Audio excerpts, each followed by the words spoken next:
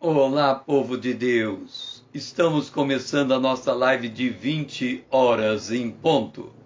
Nós estamos vendo o livro do Apocalipse. Estamos no módulo de número 5.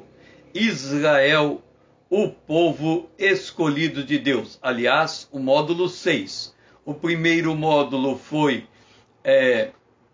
a profecia. O segundo módulo, o texto profético. O terceiro módulo, a redenção. O quarto módulo, a igreja, o corpo de Cristo. O quinto módulo, o Deus Trino. E chegamos agora ao sexto módulo, Israel, o povo escolhido de Deus. E para falarmos desta escolha e de como tudo começou, nós iniciamos lá no Jardim do Éden. E nós mostramos a diferença entre o sacrifício de Caim e o sacrifício de Abel. Abel, olhando para a história dos seus pais, ele viu no momento em que seus pais foram vestidos de pele de animal, ele percebeu no Abel de que o culto que Deus aceitava era do sacrifício de um animal. Caim ofereceu dos vegetais, porque olhando para os seus pais, quando seus pais caíram em pecado, em desobediência, eles fizeram para si vestes de folhas de figueira para cobrir a sua vergonha. E isto não resolveu, porque quando Deus apareceu, eles se viram nus. Então, Noé, não prestando atenção nesse detalhe, ele prestou um culto a Deus oferecendo do fruto da agricultura. E por isso o seu sacrifício não foi aceito. O sacrifício de Caim sim, de Abel sim foi aceito, porque o sacrifício de Abel envolveu um animal inocente, para o pecador poder chegar-se diante de Deus. Depois nós vimos a aliança noética. A aliança noética, ela se deu ao final do dilúvio, porque aquela geração de Caim que levantou uma sociedade fora da presença de Deus, ela foi toda destruída no dilúvio. E no dilúvio, em Gênesis, no capítulo de número 6, nós encontramos Noé. Gênesis, no capítulo 6, Noé, a sua esposa, Sem, Cão e Jafé. Noé e a sua família entraram na arca. Noé, a sua família, então, 8 pessoas, porque entrou Noé, a sua esposa, os seus 3 filhos e as 3 esposas dos 3 filhos. 8 pessoas foram salvas no dilúvio. Aí você pergunta, César, nós estamos estudando o livro do Apocalipse. Nós estamos no capítulo 1 do Apocalipse. Dora, seja bem-vinda. Nós estamos no capítulo 1 do Apocalipse. E, aliás, no capítulo 12 do Apocalipse. Nós estamos agora examinando o capítulo 12. Por que você se reporta à história de Noé? Antes de Israel surgir, nós tivemos a linhagem santa que chegou até Abraão. E essa linhagem santa passou por Noé. E quando Deus fez a Noé uma promessa, em Gênesis, vamos ler Gênesis, no capítulo de número 9, o versículo de número 11. É bom você folhear a Bíblia junto comigo. Gênesis 9:11 Deus disse: estabeleço a minha aliança convosco. Não será mais destruída toda até a carne por águas de dilúvio, nem mais haverá dilúvio para destruir a terra. Observe, aqui está o dilúvio, antes da morte de Jesus, bem antes, né? O dilúvio. Aqui está a aliança com Noé. Essa aliança com Noé vai se refletir na história de Israel, na história da igreja. A igreja vai ser arrebatada, Jesus vai voltar e vamos ter a batalha de Armagedon, que é todas as nações se levantando contra Israel. Então aqui está a batalha de Amargedon, ok? Olha o resultado da batalha de Amargedon em Zacarias, capítulo 14, versículo 16. Presta atenção no resultado da batalha de Amargedon. Todos os que restarem de todas as nações que vierem contra Jerusalém subirão de ano a ano para adorar o Rei, o Senhor dos Exércitos, e para celebrar a festa dos tabernáculos. Vamos entender o poder da aliança de Deus com Noé. Quando o dilúvio veio sobre a terra, Deus, antes de enviar o dilúvio, ele olhou para a terra e ele viu que toda a humanidade era só má continuamente. Nós já explicamos que este nível de maldade não é primariamente uma maldade no sentido de praticar o mal contra outro ser humano, ainda que isso esteja envolvido. Mas é uma maldade no sentido de construir uma sociedade fora da presença de Deus. Lembra que a decisão de Caim, quando depois dele matar Abel e ser redarguido por Deus, a decisão de Caim foi, olha, presta atenção, a decisão de Caim foi esta, ele disse, eu vou sair, ele se retirou da presença de Deus e edificou uma cidade. Então, a civilização como nós conhecemos hoje, cheio de cidades, ela veio da determinação de Caim de manter a vida longe, separado de Deus. Observa, Jesus disse que os últimos dias serão iguais aos de Noé. E quando ele declara isso, ele diz, serão como nos dias de Noé.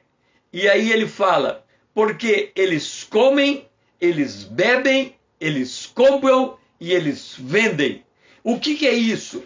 É uma civilização no seu dia a dia normal. Mas o que é que está por detrás dessa tendência materialista e secularista?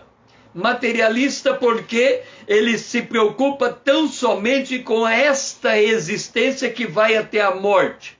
Secularista porque ele quer somente deixar um legado na terra, perpetuando a sua existência. Não há nenhuma preocupação com a vida eterna, nenhuma preocupação com a santidade de Deus, não há nenhuma preocupação com a morte e ressurreição de Jesus Cristo. É uma sociedade anticristã, por isso vem o anticristo. Ok, Jesus disse que nos dias de Noé seriam semelhantes, com uma diferença.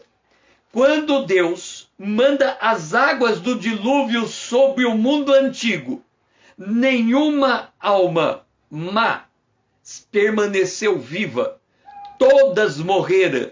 Somente quem achou graça diante dos olhos de Deus, Noé, com sua família, 8 pessoas, saíram vivas do dilúvio. Agora, no Amargedon, quando houver a batalha do Amargedon, imagine, Amargedon é um lugar, é uma planície em Israel. É uma planície, a planície de Megido, e naquela planície vai se reunir todos os exércitos do mundo e vão vir contra Israel em Jerusalém. Ok, o Senhor Jesus vai enfrentar essa batalha. E ao final dessa batalha, o Senhor Jesus, por óbvio, vai vencer. Mas haverá quem não participou dessa batalha. Por quê? Nesta batalha, para vocês terem uma dimensão dessa batalha de Amargedon, só da China vai vir um exército de 200 milhões de pessoas. Eles vão vir pelo rio Tigre. O rio Tigre vai esvaziar e vai ser como uma estrada para a vinda desse exército do Oriente. Ok. Então, Mas a China hoje, ela tem 1 bilhão, 2 bilhões de pessoas. Vai vir, se for 2 bilhões de pessoas, vão vir 200 milhões. É 10% da população chinesa que está vindo para a batalha. Os que ficarem, está escrito aqui, todos os que restarem de todas as nações que vierem contra Jerusalém, estes viverão durante o milênio. É complicado entender isso, porque quando a gente pensa acerca da ressurreição, da ressurreição e do arrebatamento depois da vinda de Jesus, do milênio e da vida eterna, nós não conseguimos entender que aqueles que não são convertidos, mas restaram da batalha, vão viver durante o milênio, mas vão. Em Isaías está escrito que quem morrer durante o milênio com 100 anos, morrerá ainda jovem. E por que ele morrerá? Porque ele será submetido à perfeita justiça do reino de Deus, de Jesus Cristo, durante aquele período do milênio. Então, a herança, a aliança de Noé, ela tem um impacto tremendo no Apocalipse. Se você ler o capítulo 4 de Apocalipse, no capítulo 4, nós encontramos o trono de Deus. Nós encontramos o Filho do Homem. Nós encontramos os 7 espíritos diante do trono de Deus. Mas também nós encontramos o arco-íris em cima do trono de Deus. O arco-íris vai estar lá porque em Gênesis, no capítulo de número 9, Deus diz, no verso 13, eis que porei nas nuvens o meu arco, e ele será por sinal da aliança entre mim e a terra.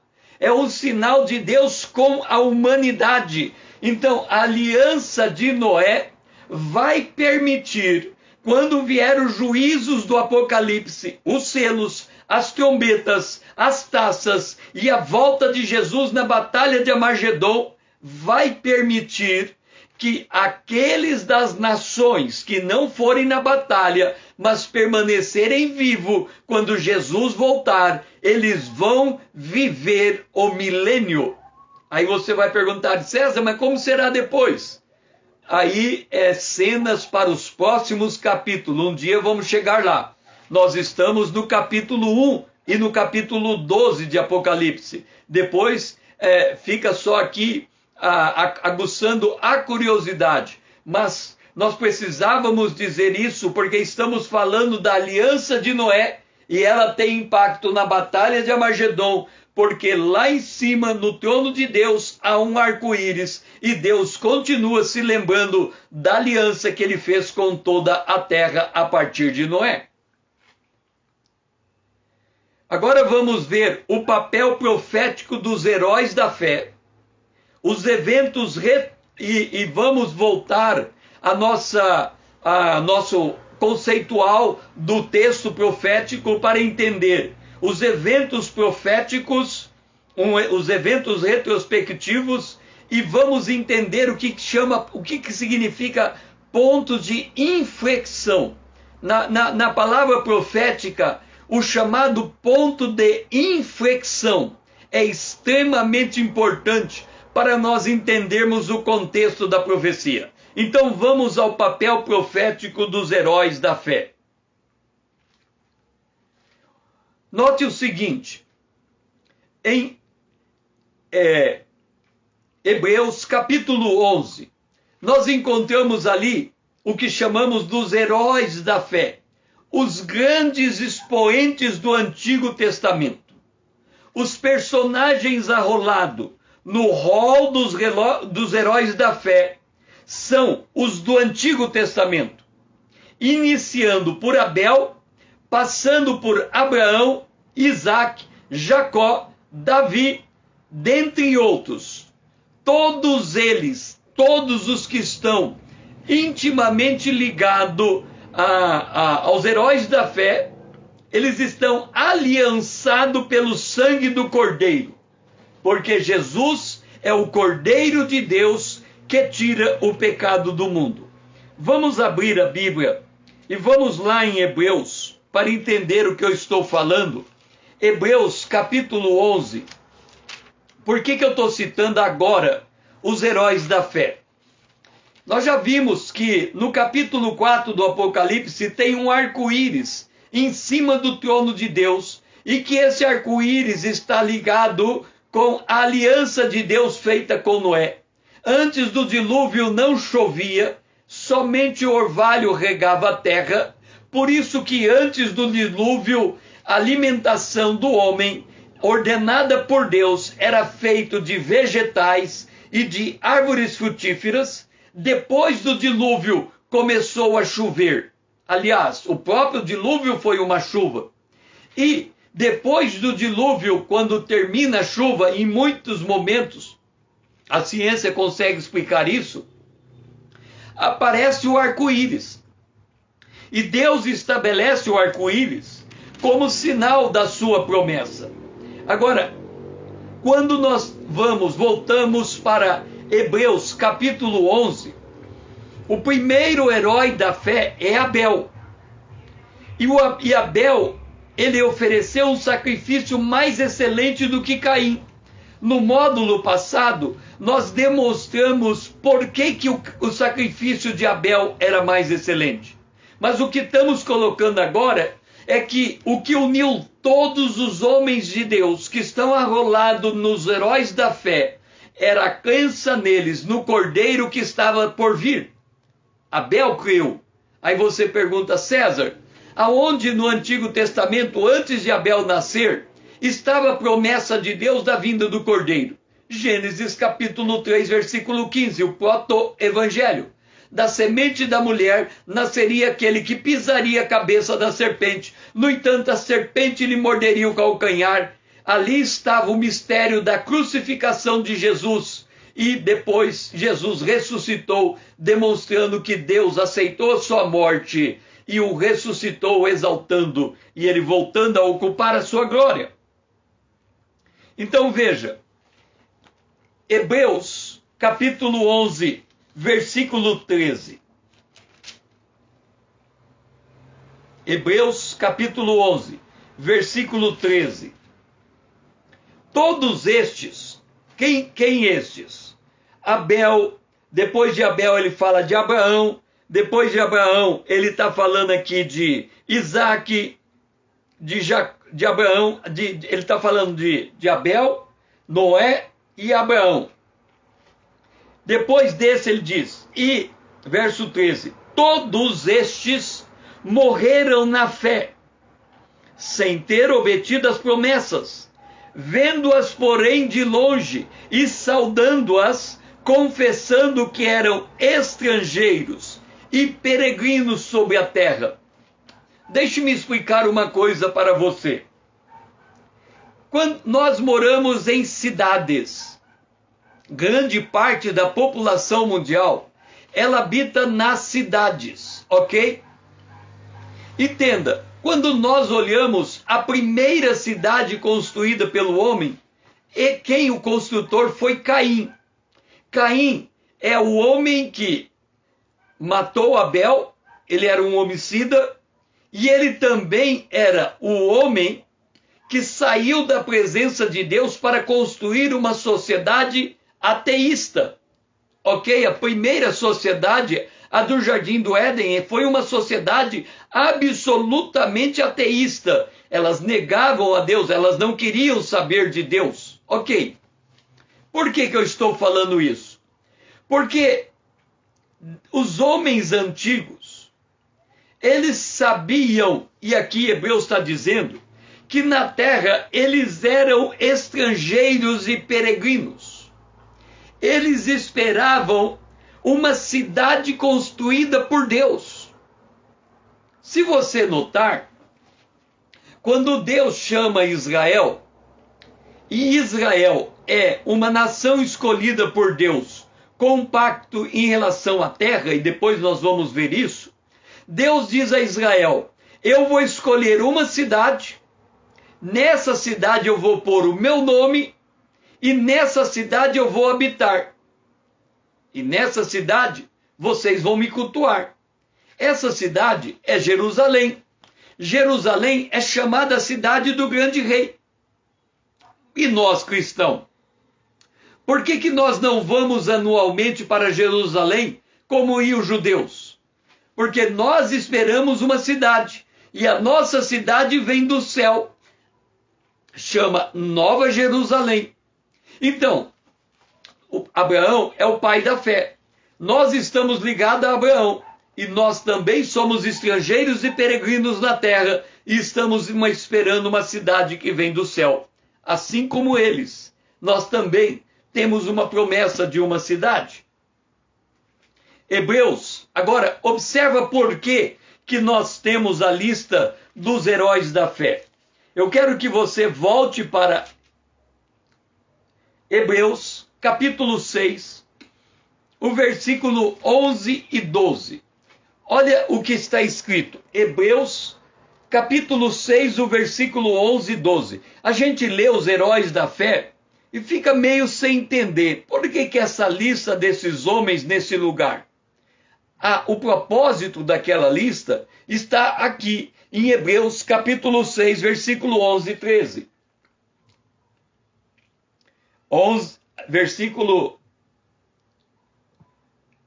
Hebreus capítulo 11, versículo 11 e 12. Desejamos, porém, continue cada um de vós, aqui é direcionado para a igreja, cada um de nós aqui, cada um de vós, continue mostrando até o fim da nossa vida. A nossa fé tem que levar-nos a uma perseverança até o fim, mostrando a mesma diligência para a plena certeza da esperança, para que não vos torneis indolentes, mas imitadores daqueles que, pela fé e pela longanimidade, herdarão as promessas.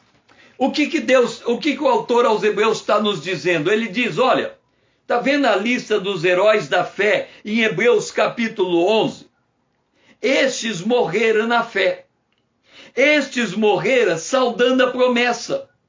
Nós que estamos indo na mesma confissão, quer dizer, nós estamos confessando o Cordeiro, eles confessaram o Cordeiro que estava vindo, nós confessamos o Cordeiro que veio.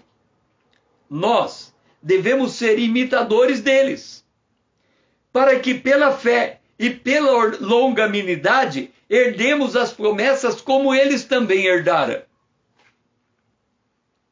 E aí vem o ponto de inflexão. Na matemática, ela tem um ponto de inflexão. Esse ponto de inflexão, ele funciona assim. Nós temos aqui o quadrante, e nesse quadrante nós temos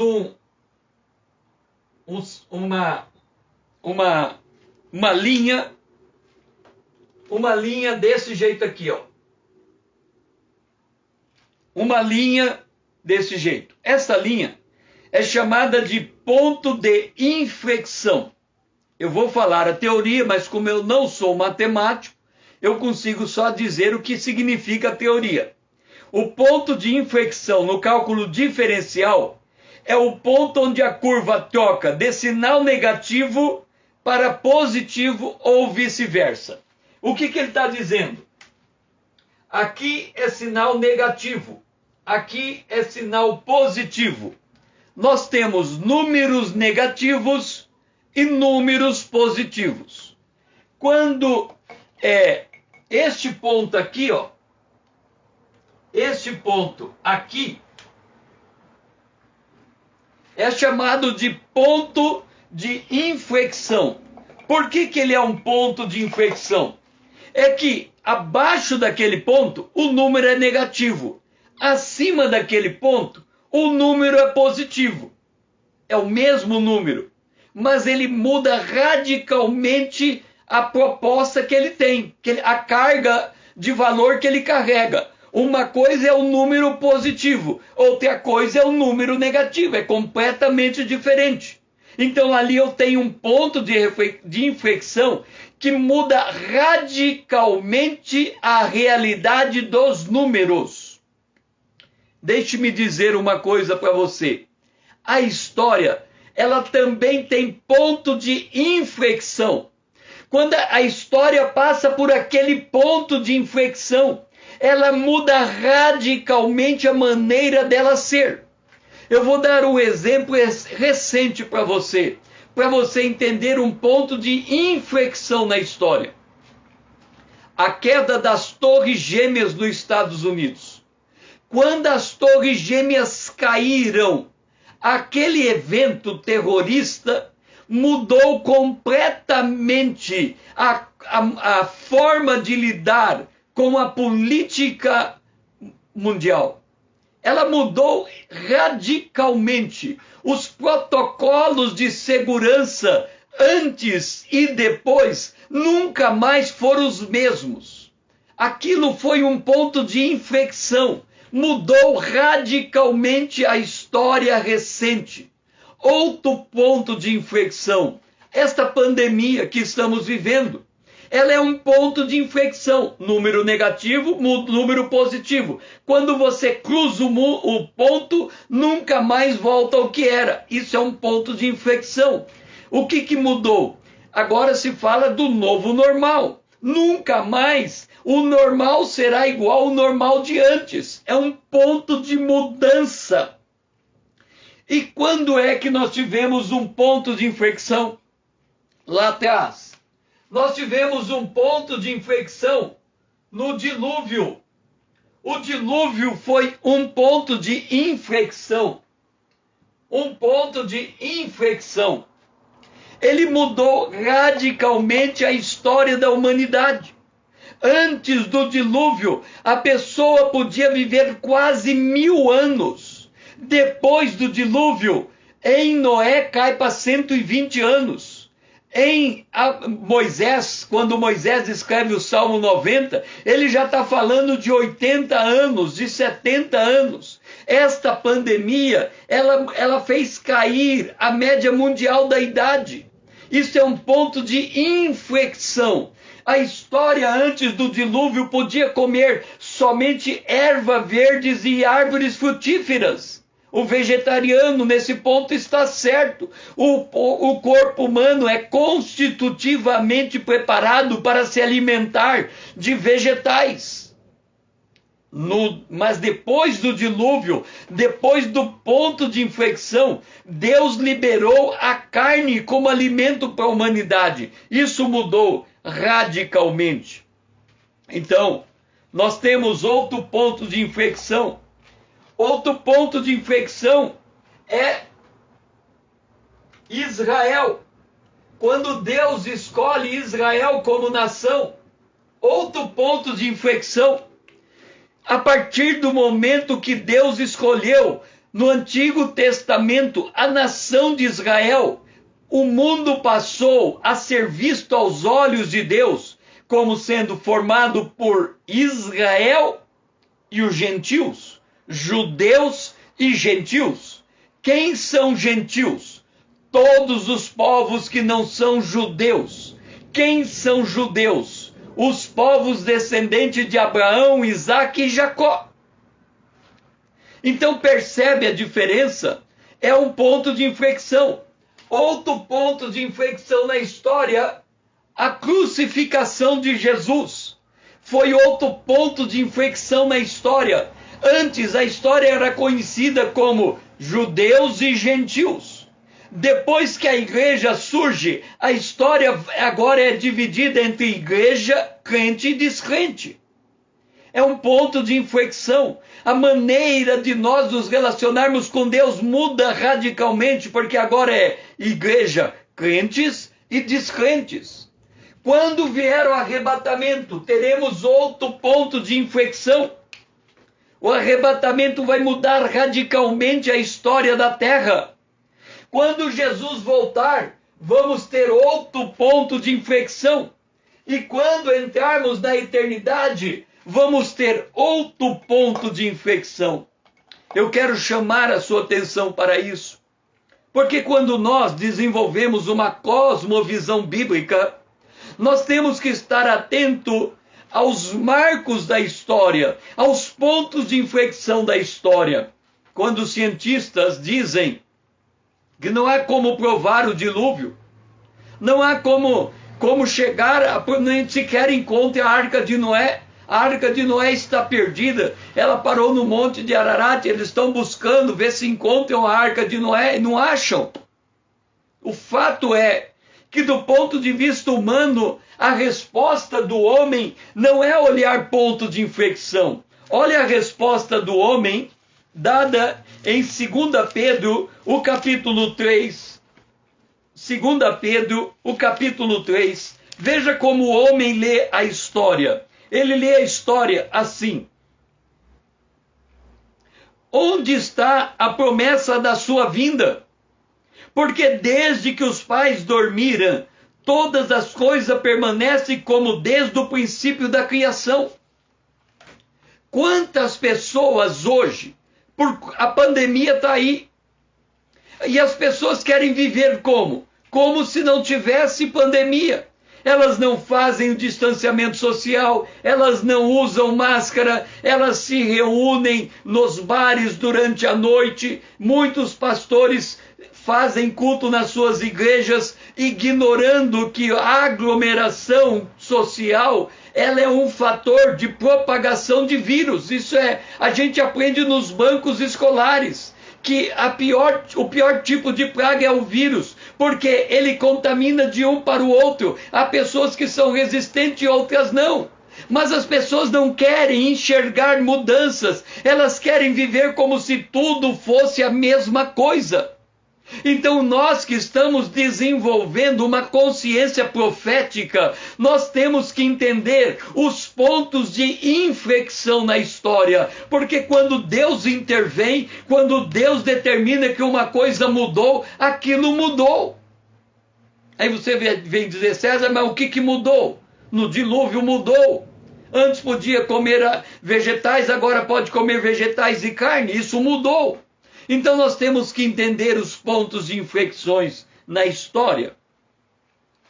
E aqui, por que eu estou trazendo e fazendo ênfase ao ponto de reflexão na história? Isso é uma advertência para a igreja. Note uma coisa, este módulo trata de Israel. E eu estou falando da aliança de Noé, que vai refletir lá na batalha de Armagedon, quando todas as nações se voltarem contra Israel. Tudo está ligado na Bíblia. Mas em Romanos, no capítulo 11, verso 25 em diante, diz assim, preste atenção nessa leitura. Porque não quero, irmãos é a igreja, somos nós, porque não quero, irmãos, que ignoreis este mistério, para que não sejais presumidos em vós mesmos, porque veio o endurecimento em parte a Israel, até que haja entrada a plenitude dos gentios. Assim, todo Israel será salvo, como está escrito: virá de Sião o libertador, e ele apartará de Jacó as iniquidades. Deixe-me explicar uma coisa. Isso é introdução para nós chegarmos à história de Israel. Israel nasce como nação depois do dilúvio. Quando Israel se tornou nação, por um ato de desobediência e incredulidade, eles foram responsáveis pela morte do Cordeiro. Eles caíram na incredulidade e a sua nação foi destruída. O templo de Jerusalém foi destruído e Israel foi espalhado entre as nações. Aqui nós temos o período da história da igreja. Nós estamos já com 2021 anos de história. 2000. Deixe-me ver se eu Nós estamos com 2021 anos de história. Nós estamos com 2021 anos de história. Lembra que nós falamos no módulo A Igreja, o Corpo de Cristo, que a igreja difere de Israel? A igreja é formada por quem? Por judeus. E a igreja é formada por gentios. O que Deus fez com judeus e com gentios? Ele criou um novo homem. Quem é esse novo homem? Ele é membro da igreja.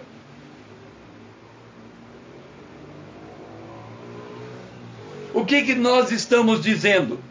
Nós vimos isso no módulo sobre a igreja corpo de Cristo, que quando o judeu se converte, quando o gentil se converte, ele se torna uma nova criatura, um novo homem, não é mais nem judeu e nem gentil.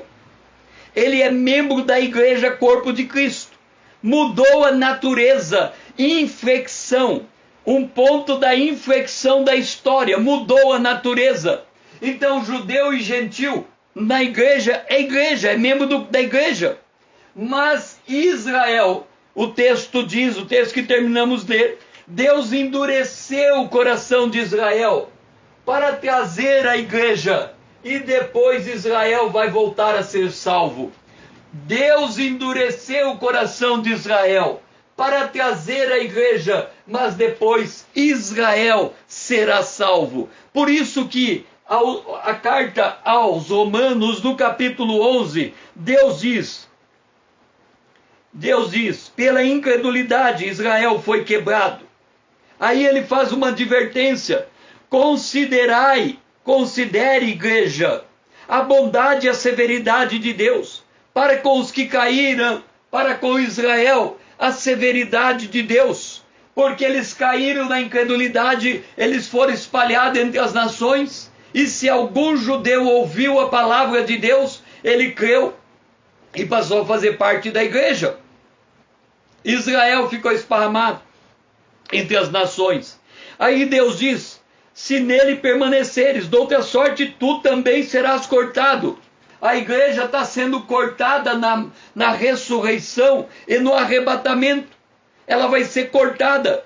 Os que creram serão levados, os que não creram ficarão no juízo. Eles também se também não permanecerem na incredulidade, serão enxertados, os judeus. Se eles não permanecerem na incredulidade, serão enxertados, porque Deus, Ele é poderoso para fazer isso. Lembra que nós falamos no módulo do Deus Trino sobre o Deus Todo-Poderoso? O Deus Todo-Poderoso, Ele permitiu que Israel, na sua incredulidade, fosse esparramado nas nações e fosse preservado em todas as nações, ao ponto de 1948 eles se tornarem nação. Por outro lado, Deus, Ele manteve e preservou a igreja. As portas do inferno não prevalecerão contra a igreja, mas vai chegar a hora que a igreja será tirada da terra. Ela estará nos céus, juntamente com o Senhor. Aqui está a igreja. Ela mudou, ponto de inflexão na história, e Deus voltará a tratar com Israel. Agora, nós vamos entrar na história de Israel. Primeiro, vamos ver uma forma de abordar a profecia. Depois nós vamos ver o conceito de eventos retrospectivos. E por fim, nós vamos olhar um sonho que José teve. Primeiro, os eventos... lembra que quando nós estudamos o texto profético, nós dizemos que os textos proféticos são examinados de forma distinta, simultânea, sumarizada, alongada, pausada, elipsada, antecipada e retrospectiva. A penúltima forma de examinar um texto profético é examinando ele com uma abordagem retrospectiva. O texto que estamos lendo nos leva ao passado para entender o contexto da história, para podermos ter capacidade de entender aquele evento profético. Entenda uma coisa: nós estamos estudando o Apocalipse. Nós estudamos 3 módulos sobre o fundamento da profecia e um deles fala sobre a forma de abordar a profecia. Nós vamos ter 5 módulos sobre os personagens proféticos. Já vimos a igreja, o Deus Trino e Israel. Por quê? Porque se nós não entendermos a retrospectiva da história, nós não vamos entender o momento final da história. Imagina você não se interessa por futebol, gosta de futebol, mas não acompanha o futebol. Você sabe que tem um campeonato, mas você não está prestando atenção no campeonato, apesar de você gostar de futebol. Um dia você está no teu ambiente de trabalho e alguém diz assim: olha, a final hoje do Campeonato Brasileiro é entre o Flamengo e o Corinthians. Aí você fala: opa, o meu time chegou na final. O jogo é entre o Flamengo e o Corinthians. E você diz: o meu time chegou na final. Aí você chama alguém que acompanhou o campeonato e pergunta para ele: como é que foi o meu time durante esse campeonato? Qual é a chance do meu time ganhar o campeonato? Aí esse que entende de futebol, que acompanhou o futebol durante todo o ano, ele chega para você e fala: olha, o teu time é um time forte, bem estruturado, tem uma defesa, um ataque tremendo. Ele tem uma defesa que, olha, se não fosse pelo ataque, se ele depender da defesa, ele pode perder o jogo. Mas o ataque dele é muito forte. E o outro time? Não, o outro time tem uma defesa fantástica. A vantagem para o teu time é que o outro não tem um ataque muito forte. Então é um jogo equilibrado. Um jogo em que um time tem a defesa muito forte e um jogo que o outro time tem um ataque muito forte. Qual é a chance de você ganhar? É grande. Porque se o teu time tem um ataque muito forte, é provável que ele consiga marcar um gol. Agora ele tem que passar por aquele time e o outro time é retranqueiro, é difícil vencer. O que aconteceu? Para você ativar a sua emoção pelo jogo, para você poder torcer pelo seu time, para você poder vibrar pelo seu time, para você saber quem são os jogadores do seu time, você tem que chamar alguém que conhece a história do campeonato. Senão não vai ter graça, o teu time ganha e você fica nem sem saber o que está acontecendo. Então assim é o livro do Apocalipse. Nós temos que ter uma visão retrospectiva da história. Lembra que nós demos um exemplo? E nesse exemplo, em Apocalipse capítulo 1, 17 e 18, aparece uma visão de Jesus e João cai ao chão. E quando eu vi, diz João, caí aos seus pés como morto. João cai aos pés de Jesus como morto.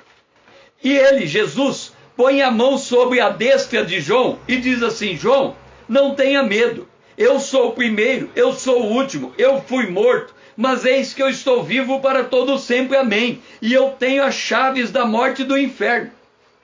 O que é que Jesus está fazendo aqui, nesta passagem bíblica? Ele está dizendo para João: olha, João, no passado, lembra de quem eu era, lembra de como eu morri, lembra de como eu ressuscitei, lembra de como eu levei junto comigo a chave da morte e do inferno? Sou eu, João. Aí João dá uma aliviada, né? Por quê? Porque agora ele conhece a história passada, então ele sabe o que está acontecendo naquele momento, porque Jesus preparou o coração dele. Então é preciso resgatar o passado para posicionar o leitor no evento. Ou seja, nós temos, é como duas nações entram em guerra.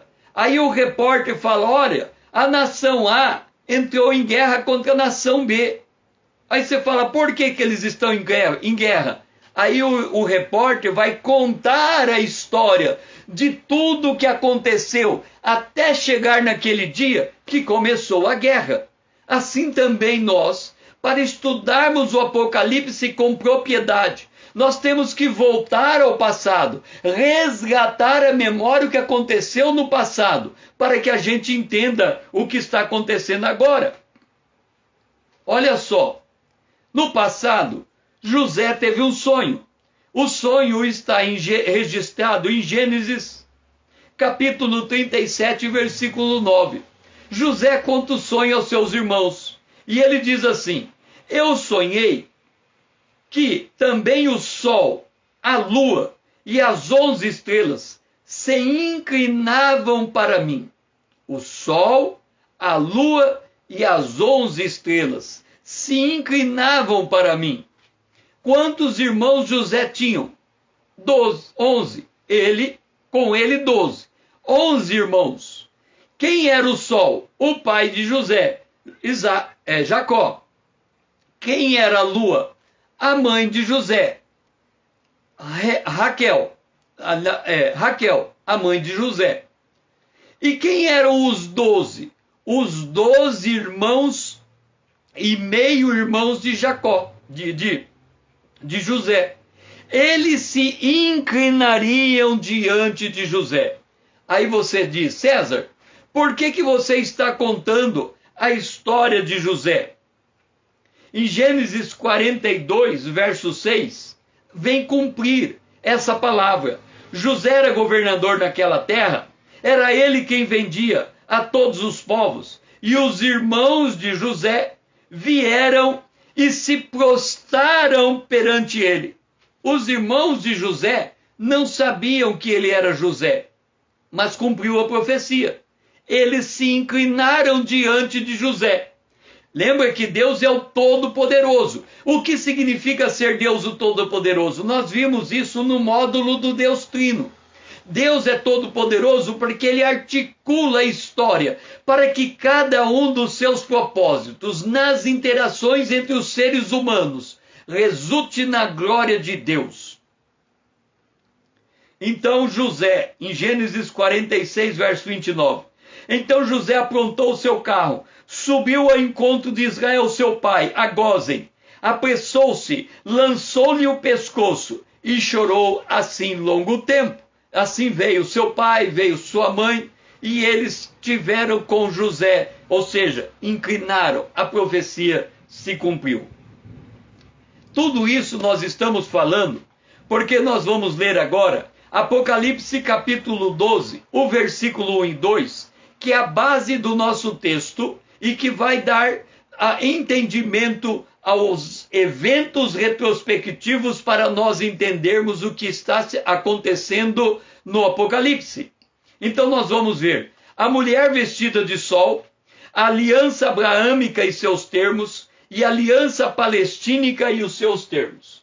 Então vamos para Apocalipse capítulo 12, o versículo de número 1. Apocalipse capítulo 12, versículo de número 1. Diz assim: viu-se um grande sinal no céu, a saber, uma mulher vestida de sol, com a lua debaixo dos pés, e uma coroa de 12 estrelas na cabeça. A identidade dessa mulher, em Apocalipse capítulo 12, é um dos grandes conflitos entre os intérpretes da profecia. Há uma grande corrente que diz que esta mulher é a igreja. Eu, por muitos anos, e já escrevi a respeito disso, eu também tinha um entendimento que a mulher era a igreja. Parecia lógico.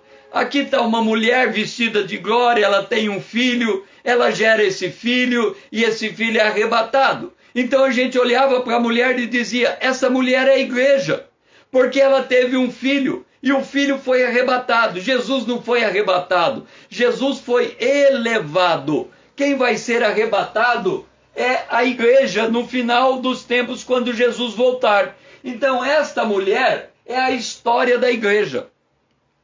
Mas depois de examinar com profundidade esse texto, a gente percebe que esta é a história de Israel, nesse ponto aqui, em que Deus leva Israel até o seu momento de glória. Depois ele tira Israel do contexto da história, a história passa a ser a história da igreja, e depois ele retorna Israel à sua terra. Vamos entender isso. Lembra que nós contamos do sonho de José? José, ele viu o sol, a lua e 11 estrelas se inclinando diante dele. Porque no Antigo Testamento, Israel, ele é chamado de a esposa do Criador. Israel, e depois nós vamos voltar a mostrar essas questões, Israel tem uma intimidade muito grande com a criação. Se você pegar na história da humanidade e fizer uma pesquisa, verá que os judeus é uma população muito, mas muito pequena. Mas eles são os maiores ganhadores de prêmio Nobel. Eles são os maiores cientistas. Os homens mais ricos são judeus. Israel é o país que melhor interage com a agricultura. A agricultura de Israel é de uma tecnologia inimaginável. Israel voltou a uma terra que era deserto, que ninguém queria. E ele transformou essa terra numa terra cultivável. Isso para mostrar que os judeus têm uma profunda intimidade com o mundo criado. Não é isso a índole de todos os povos, nem a índole da igreja como um todo, mas é de Israel. E quando Israel, no Antigo Testamento, ele entrava em batalha, como por exemplo, a batalha de Gideão, não, a batalha de Gideão não, a batalha da juíza Débora, Débora a juíza, ela entrou em batalha com um israelita que assumiu o exército. Quando ela canta a batalha que aconteceu, ela conta que aquela batalha se refletiu até nas estrelas. Então, quando Israel entra em guerra, até as estrelas entram em guerra junto com Israel. Israel, ele é como o guardião da criação. Ele tem uma intimidade com Deus absolutamente diferente da igreja. A falsa teologia da prosperidade, que quer pegar as promessas de riquezas terrenas de Israel e aplicar na igreja, nós mostramos no módulo sobre a igreja corpo de Cristo que não funciona. Porque as promessas da igreja são promessas de natureza espiritual. As promessas de Deus com Israel são promessas de naturezas envolvendo o mundo físico. Então essa é a grande diferença. Então a mulher vestida de sol é esta mulher aqui. Aqui, vamos colocar aqui, nesse ponto da história, uma mulher vestida de sol. Por que esta mulher está vestida de sol? Nós temos que entender a linguagem profética do Antigo Testamento. Quando Deus chamou Israel, ele disse, eu quero habitar junto com vocês. Ele chamou Moisés e disse, Moisés, me constrói um tabernáculo e eu vou habitar junto com vocês. E aí, Moisés construiu o tabernáculo.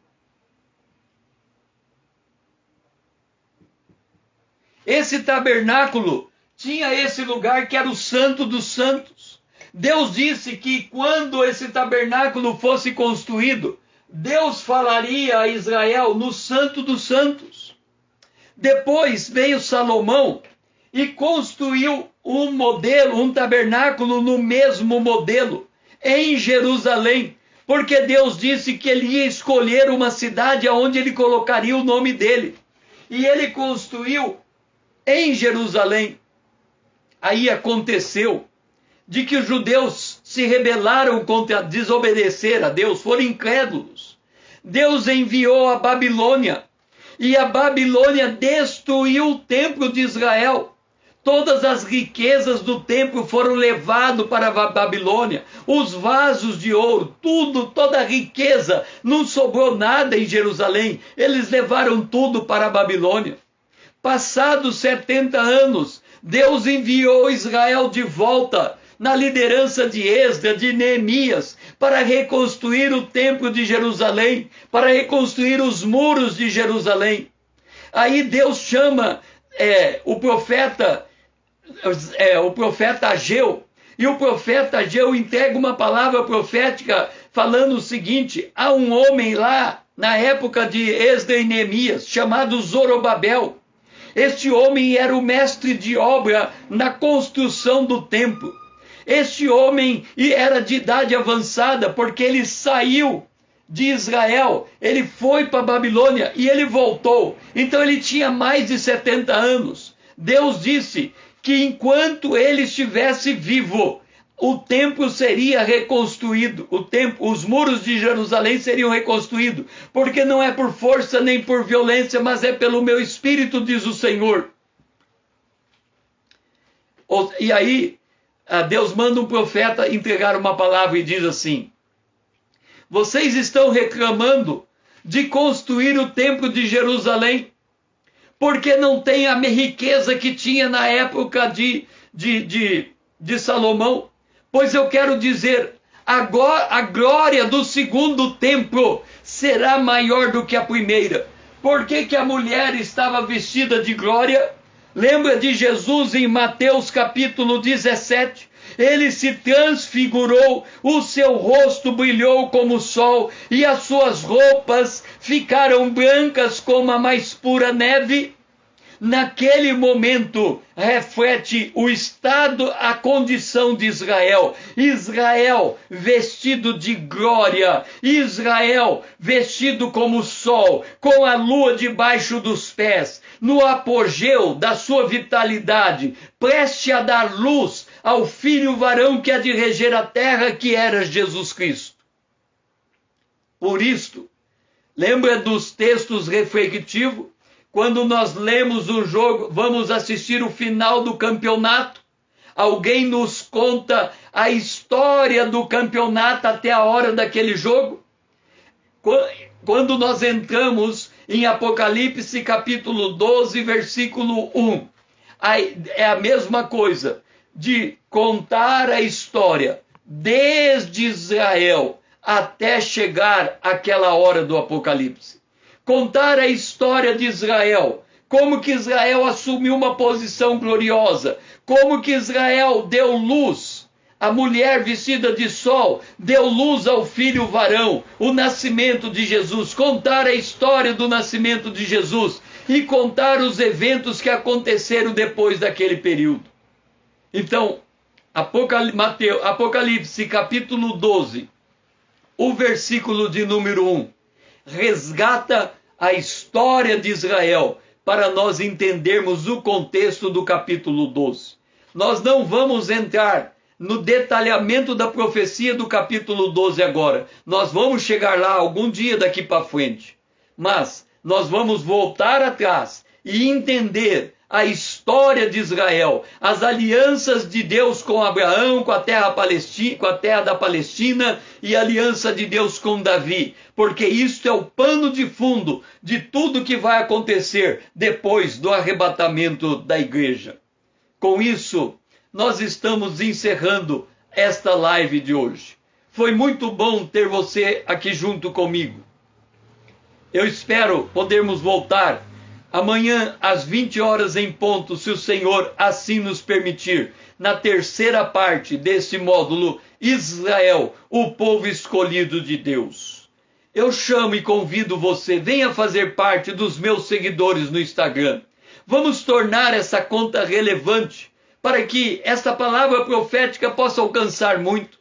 Me ajude a despertar o povo de Deus. Pega esse vídeo, marque no aviãozinho, encaminhe para todos os seus amigos. Vamos despertar o povo de Deus nessa última hora, para que ele se levante e Cristo possa esclarecer.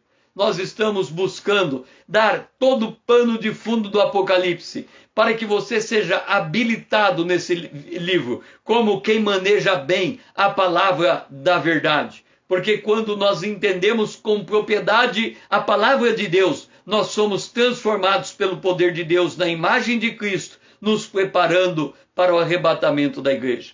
Que você tenha um restante de dia abençoado na presença de Deus.